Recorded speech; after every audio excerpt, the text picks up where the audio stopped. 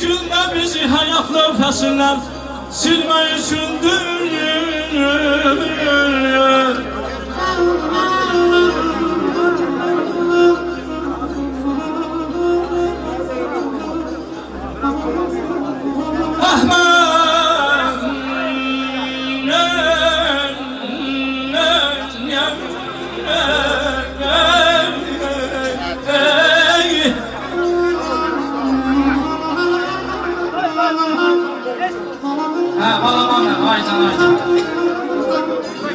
Əhməd bəsindilədir hər gündə, min qırğın silahı yalanır gündə. Aman aman aman aman ey.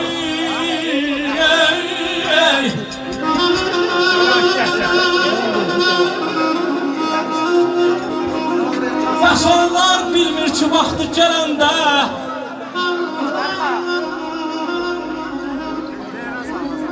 aman aman aman.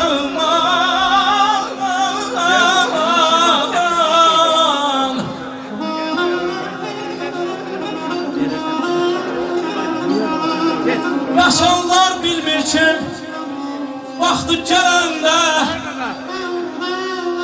yaranan əlbəttə ölmək üçündür. Neynək neynək yadırım,